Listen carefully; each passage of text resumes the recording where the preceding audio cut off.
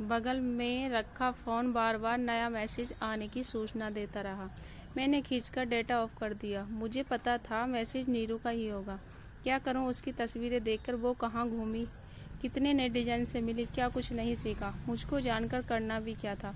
एक लंबी सांस खींचकर मैंने खुद से बोला झूठ को सच मानने की कोशिश की। सच में मुझे कुछ नहीं करना था। मुझे कोई फर्क नहीं पड़ता। फर्क नहीं पड़ता तो क्या बात बात पर आजकल आंसू आ रहे हैं। आंसू भी तो सबसे ही आ रहे हैं जब से नीरू ने वो सब बताया है। नीरू यानी मेरी दूर की देवरानी। शादी के कई सालों बाद हमारा मिलना जुलना शुरू हुआ। वो भी मेरे ही शहर में रहने आ गई। मुझे उसके सवाल हैरान कर देते थे। अरे बैठी ना भाभी थोड़ी देर, और आप समय से घर नहीं पहुंचोगी तो क्या शाम नहीं होगी। मैं खिसकिया कहती, चाबी मेरे पास है, तुम्हारे भैया जल्दी आ गए तो बच्चे होंगे ना घर पर, लेकिन वो पढ़ रहे होंगे, बेमतलब डिस्टर्ब होंगे। वो हैरान रह जाती थी। उनको लगता होगा कि ये किसी दूसरी दुनिया की बातें हैं, जैसे मुझे उसका घर किसी दूसरी दुनिया में बसा लगता है। घर के सभी सदस्यों के पास एक एक चाबी रहती थी। किसी की दिनचर्या किसी के आने जाने से बाधित नहीं होती थी, और मैं यहाँ बस एक ही अकेले जाने से सब कुछ व्यवस्थित होकर बिखर जाता था। उस दिन देर से घर लौटी तो कुणाल उखड़े बहे हुए थे। दिन भर के थके लौटकर आए तो पता चला मालकिन नदानद है। ये शब्द मुझे गुदगुदा गया। मालकिन, मैंने मुस्कुराते हुए चाय का पानी गैस पर रखा। मालकिन के बच्चे सब घर पर थे, उनसे चाय बनवा लेते। जवाब में पति ने क्या कहा याद नहीं, लेकिन बच्चों की कमरे में कॉफी देने गई तो माहौल वहाँ भी ठीक नहीं था। क्या मम्मी, आप नीरू चाची के यहाँ जाती हो तो इतनी देर में आती हो? मैंने हंसते हुए कहा, अकेले तुम लोग को स्कूल से आने के बाद निकली थी। वह भी तब जब ऑनलाइन ट्यूशन शुरू हो गया था, और देखो खत्म होने के 10 मिनट में आ गई। आप यही रहा करो आप आसपास। बच्चे टुनक गए थे और एक बार फिर अपने साम्राज्य पर इतनी उठी थी। सच ही तो है, महारानी ही तो हूँ। मेरे बिना यहाँ तो यकीन नहीं होता था कि मैं न जागूं तो सवेरा नहीं होगा, और जब तक मेरी आंख न लगे रात का कालापन अधूरा ही रहेगा। सास ससुर दूर शहर में बैठे आशीर्वाद की झड़ी लगा देते। तुम तो हमारे घर की अन्नपूर्णा हो, देवी हो, तुम ही हो सब कुछ। मैं नाराज होकर कहती, तभी तो आप लोग यहाँ रहने नहीं आ रहे हैं, अकेले रहते हैं। अब क्या बताएं बहू, जिस शहर में सालों साल रस लिए वहाँ से रट नहीं पा रहे हैं। अकेले कहाँ है, रिश्तेदार भी तो हैं यहाँ। उन्हीं में से एक रिश्तेदार की बहू थी नीरू, जिसमें मेरा देवरानी जेठानी का रिश्ता भी था, सहेलियों का भी। शुरू में से सब ठीक ठाक रहा। समस्या पता नहीं कब दावे पांव आ जाए सच में हम सबके बीच। उस दिन नीरू घर आई तो चौंक गई थी। ये पेंटिंग किसकी है भाभी? ये सब तो बताती थी। पहले मैं हंसकर टाल गई थी। वो गौर से देखती रही। अमेजिंग, आप कितने टैलेंटेड हैं और क्या क्या करती हैं। उसने इतने उतावलेपन से पूछा कि मैं रुक नहीं पाई। कहीं भीतर रखी स्केच बुक पेंटिंग भी निकाल लाई, और अपने अंदर छुपे कलाकार को भी। नीरू हर स्केच में पेंटिंग को गहराई से समझती रही, और मैं विस्तार से समझाती रही। अचानक नीरू हंसने लगी। क्या भाभी, मुझे तो विश्वास नहीं हो रहा कि आप से बात कर रही हूँ। कौन सोच सकता है कि you are an amazing standing. क्या इसे टैलेंट को बाहर नहीं लाती? मैं झेप गई। क्या करना, अभी उम्र चली गई। वन सब वैसे भी इसमें कमाई तो है नहीं, बस बेमतलब का है। नीरू ने मुझे टोक दिया। हर काम रुपए के लिए नहीं किया जाता भाभी। मेरी बड़ी बहन को देखिए, राइटर है, बहुत अच्छा लिखती है, कितनी गोष्ठियां में जाती है, कितना नाम है उसका। इसके रुपए नहीं आते, लेकिन बेहद जरूरी है उनके लिए। मैं समझ नहीं पाई थी क्या जरूरी है। नीरू ने मुस्कुराते हुए मेरी हथेली थपथपा दी। अपने को खुश रखना जरूरी है, अपने आप को प्यार करना जरूरी है। शायद उसी दिन शुरुआत हो गई थी। मेरे शांत मन की सेहत पर कंकड़ मारकर कोई हलचल तो मचा दी गई थी। मैंने अपने आप से पूछा था, क्या तुम खुश हो? कोई कमी नहीं। अनगिनत जवाब मेरे इर्द गिर्द खड़े हो गए थे, साथ ही कई सवाल भी। असंतोषी सिर उठाकर विरोध पर आमाद हो गया था, जिसके चलते उस दिन मैंने बात घर पर छेड़ दी। नीरू की कितनी हेल्प करते हैं सब, कितनी फ्री रहती है। उसका हस्बैंड भी सपोर्टिंग है, बच्चे भी। एक हमारे यहाँ देखो, एक चाय का प्याला भी इधर उधर नहीं होता जब तक मैं न करूं। मैंने एक दिन अस्त व्यस्त घर देखकर शिकायत कर दी थी। बच्चे मुंह बनाकर बिना कुछ बोले रह गए थे, लेकिन कुणाल ने चौंक कर कहा, नीरू से क्या बराबरी कर रही हो? बाहर खटकती है, 4 पैसे कमाती है, घर की आर्थिक स्थिति सुधारती है, लोग उसकी घर के काम। तुम घर में रहकर थकती थोड़ी हो। मैं तो सन्न रह गई थी। ये कौन सा हिस्सा हुआ जो घर में रहता वो थकता नहीं, या फिर जो घर की जिम्मेदारी संभाले वो उसको थकान का हक नहीं। जितनी बार भी ये बात दिमाग में गूंजती, आंखें भर आती। आंखें भरने का एक कारण भी था। आग लगी अच्छी खासी नौकरी मैंने खुद ही छोड़ी थी। जुड़वा बेटों की किलकारी से जब घर गूंजा तब कुणाल ने ही तो कहा था कि तुम घर संभालो, बच्चों को देखो। तुम घर पर रहोगी तो मुझे ज़्यादा सपोर्ट रहेगा। पति पत्नी दोनों बाहर रहते थे तो घर बिखर जाता है। बात केवल नौकरी छोड़ने की नहीं थी, पति पत्नी ही मेरी दुनिया का केंद्र बिंदु बन चुके थे। कहीं सहेलियों के साथ जाना हो तो साफ मना कर देती। सोचा कि संडे को बाहर नहीं निकलूंगी, कुणाल घर पर ही हो जाएंगे। शाम को कहीं जाना हो तो टाल जाती, यह सोचकर कि बच्चे घर आ जाएंगे तो मुझे नहीं पाएंगे। लेकिन हंसती भी, क्या यार 16 साल के बेटे हैं, बड़े हैं। कुणाल की बात से मन उस दिन खराब हुआ। अगले दिन थोड़ा संभला, फिर वापस ठर्रे पर आ गया। मैं खुद को समझाती रही, बात तो सच ही थी। नीरू वर्किंग है, कमाती है, मेरे उससे क्या बराबरी। वो कहते हैं कि ना, जब बेचैनी भीतर से फूटती है तो आसपास बहुत कुछ बदलने का एमाद होता है। समझ ही नहीं आया कि बाहर के बदलाव के बेचैन बढ़ रही है, भीतर की बेचैनी, बाहर सब कुछ बदल रही है। ऐसी ही कुछ बदलाव मेरे साथ भी था। आते आते गले लग गई। भाभी आखिरकार वो दिन आ ही गया। रिजाइन करके आ गई। जॉब छोड़कर मैं हैरान थी। नीरू बेहद खुश। हाँ भाभी, बहुत हुआ वो सब। अब वो करूँगी जो मुझे करना पसंद है, जो सबसे ज़रूरी है। मैं समझ गई थी, मुझे देखकर ही प्रेरित हो गई। अब मेरी तरह घर संभालोगी, 100% घर में देगी, बच्चे पत्नी सब कुछ भूल जाएगी। एक बार दुख सा हुआ। बताओ जरा, अच्छी खासी नौकरी गृहस्थी के मन के कोने में उभरी इच्छा मुझे खुश भी कर पाई। अब ये भी मेरी तरह नॉन वर्किंग जलन क्या कुछ नहीं करवा सकती। मैं भी वही कर रही थी, खुश थी, मुस्कुरा रही थी। मेरे भीतर का बवंडर शांत हो चुका था। मुझे क्या पता था कि ये तूफान पहले की शांति थी। उस दिन दोपहर में फोन किया तो नीरू ने बड़ी देर से उठाया। हेलो भाभी, कब से मिली नहीं, क्या कर रही हो नीरू? मैंने पूछते ही चहक कर बोली, वह कह रही हूँ भाभी जो अब तक नहीं कह पाई। फैशन डिजाइनर इंस्टीट्यूट में एडमिशन लेने आई हूँ। मुझे तो जैसे करंट लग गया। सब क्या था, मैं कुछ समझी नहीं नीरू। कल घर आकर बताती हूँ भाभी, आराम से। हंसते उसने फ़ोन तो रख दिया, लेकिन मेरी हंसी नाराज़ हो चुकी थी। इस दोपहर से उस दोपहर का समय इतना भारी कटेगा, मैंने सोचा नहीं था कि उसके आते ही हड़कंप बच गई। तुम कहाँ एडमिशन लेने गई थी? तुम तो कह रही थी कि तुम आराम करोगी, मतलब घर संभालोगी। हड़बड़ाकर मैं पता नहीं क्या क्या कह गई। नीरू मुझे एकटक देखे जा रही थी। ये मैंने कब कहा भाभी? मैंने कहा था कि अब वो करूँगी जो करना चाहती हूँ। पहले नौकरी गृहस्थी में फंसी रही, अब लगता है मुझे बहुत घर नौकरी, अब इस फोकस करूँ। घर भी सेट है, बेटी भी बड़ी हो गई है। मैं अवाक बैठी उसको सुनती जा रही थी। इस 10 साल की बेटी बड़ी हो गई, मेरे 16-17 साल के बेटों को अभी छोटा ही मन रही हूँ। सवाल तो ऐसे ऐसे मुंह में आ रहे थे जैसे दिन दुनिया से बेखबर मैं कोई अनाड़ी हूँ। क्यों नीरू, अभी तो सालों कोर्स चलेगा, कमाई थोड़ी होगी, मतलब।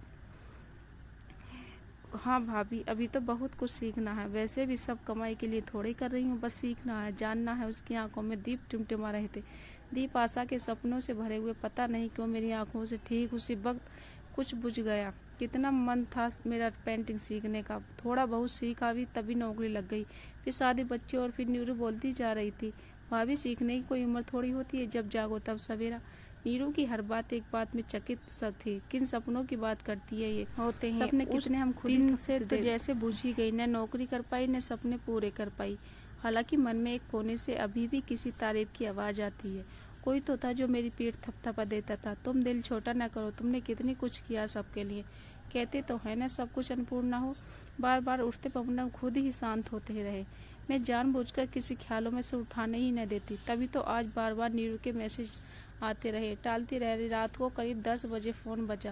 नीरू का ही कॉल था। हाँ नीरू, क्या हुआ? मैंने अनमने ढंग से पूछा। वो हमेशा की तरह चेक रही थी।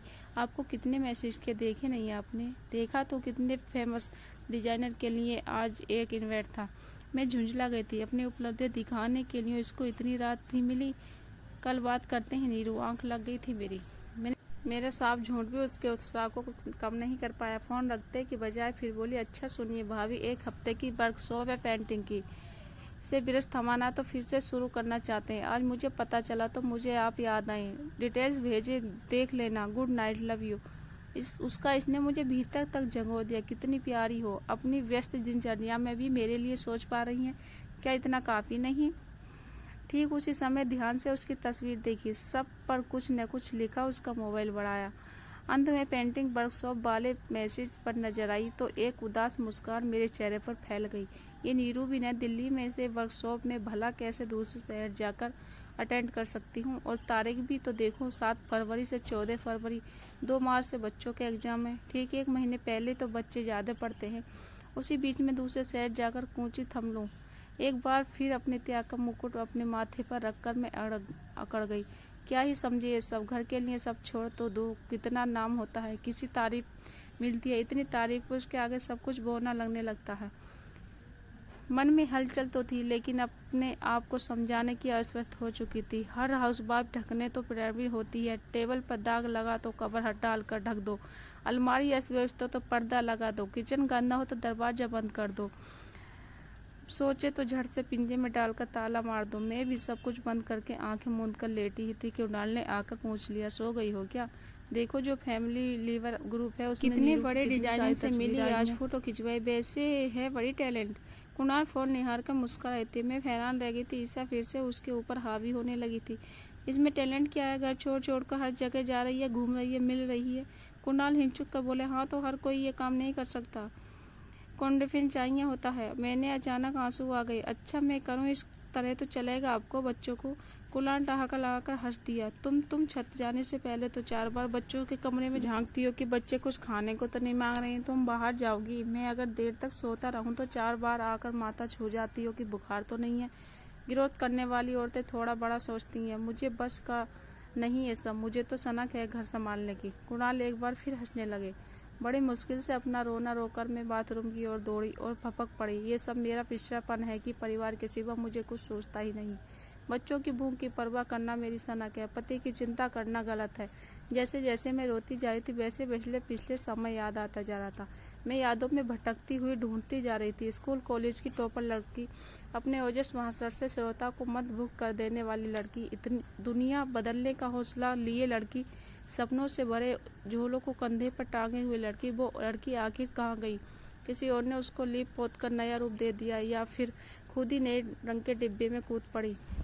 सब लोग सो चुके थे। मैंने बाहर निकल के एक बार फिर फोन देखा। फैमिली ग्रुप में सचमुच धूम मची हुई थी। नीरू के सास ससुर के साथ साथ मेरे सास ससुर भी प्रशंसा के फूल बांधे हुए थे। अजीब सा मन हुआ जा रहा था। घड़ी देखो 10:30 बज चुका है। खुद को रोकते हुए आज सासू माँ को फोन किया। किया था कि महरम की जिस बूंद से मुझे सख्त जरूरत थी वो मुझे यहीं से मिलेगी। हेलो मम्मी, सो तो नहीं गई थी? नीरू की फोटो देख रहे थे, बड़ी मेहनत कर रही है वो। मेरे अंदर कुछ चटका, तब भी पूरी कोशिश की। एक बार अपने को शेर तुम तो लो, अपने का त्याग प्राण पर तो लो। मम्मी देखो फोटो नीरू की, लेकिन उसका हस्बैंड कितना सपोर्ट कर रहा है, बच्चों को संभाल रहा। कभी कभी तो उन सब पर तरस आने लगता है। नीरू पर गुस्सा भी। ऐसा भी क्या कि घर बार छोड़कर मेरी पूरी बात सुने बिना ही उन्होंने काट दी? ऐसा कुछ नहीं, बच्ची बड़ी है, नीरू कभी कभाई ही तो जाती है। अब इस तरह सोचा जाए तो हर औरत आगे ही नहीं बढ़े। देखो कितना नाम हो रहा है उसका। मैं सम्मति। नीरू हर महीने कहीं न कहीं जाती थी। मेरी तो मायके की जाना ट्रिप भी गिल्ड के तले दवाई दी जाती। ये तो पूछ कर ही कुणाल घर कैसे मैनेज करा होगा। तब भी मम्मी वैसे ही, कोई नौकरी तो नहीं है, मतलब उसने शौक है। उसकी मम्मी एक बार करके मुझे तरह स्वस्थ करने चली गई। शौक कह लो या हुनर, ये तो उसके पास कोशिश तो कर ही रही है। जिसके कुछ आता है वो क्या कर लेता। थोड़ा पॉजिटिव होकर सोचो ना। गुड नाइट बोलकर मैं फोन रखकर सो चुकी थी, लेकिन वो नाइट किसी की तरह गुड नहीं रह सकी। पता नहीं क्या क्या सोचकर मैं एक बार फिर रोई, लेकिन इस बार कितना कुछ भीतर था जो धुलता गया। पूरी रात उधेड़बुन चली। सुबह का सूरज निकला तो साफ साफ बादल, कोहरा, धुंध सा भी कुछ नहीं। चाय पिलाओ यार, तुम सुबह सुबह लैपटॉप लेकर बैठ गई। कुणाल ने मेरी पास आकर झांका। मैंने बिना देखे जवाब दिया। वैलेंटाइन डे बुक करने का सोच रही हूँ इस बार दिल्ली जाकर। कहीं की टिकट देख रही थी। हाँ, ये वैलेंटाइन डे के वीक के लिए हफ्ते भर की छुट्टी ले लूँ। मैंने एक लंबी सांस भरी। नीरू का मैसेज दिखाया, वर्कशॉप के बारे में बताया। कुणाल सब पका गए। मजाक कर रही हो ने? पॉसिबल ही नहीं, बच्चों के पेपर है, फिर भी चली जाना।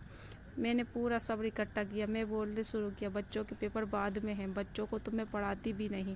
ध्यान रखती हूँ, कुछ दिन आप रख लेना। और रही बात फिर कभी जाने की तो फिर कभी आधा ही में सिमटी तो फिर अंगड़ाई ले ही नहीं पाती। कभी घर की टंकी साफ करवाती, कभी पर्दे की सिलाई खुली के टिक जाती है, कभी किसी रिश्तेदार के घर शादी पड़ जाती, कभी पति बच्चों की 4 समस्याएं आकर घेर लेती हैं। फिर ये औरतें वही हो जाती हैं सन की, या फिर तो बच्चों के लिए खाना बनाती रहती हैं। आखिर शब्द बोलते बोलते मेरी आवाज़ भर गई थी।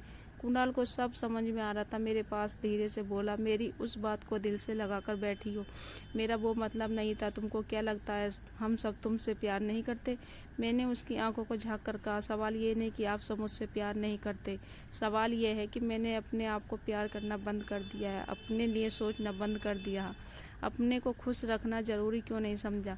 कुणाल नज़रें झुकाए खड़े थे। मुझे नहीं पता, वो इस समय भी मुझे समझ नहीं पा रहे हैं। मुझे तो बस इतना पता था कि घर से भागकर नहीं, घर के साथ ही, लेकिन अपने आप को भी संभाल लूँगी। बच्चों और कुणाल के लिए सब इंतजाम करके ही सही, लेकिन वहाँ जाऊँगी ज़रूर, और इस बार वैलेंटाइन डे उसके साथ मनाऊंगी जिसकी मैंने कब से सुध नहीं ली। एक गुलाब दूंगी अपने आप को थमाकर, आई लव माई सेल्फ बोलकर ज़रूर। आशा करती हूँ कहानी आप लोगों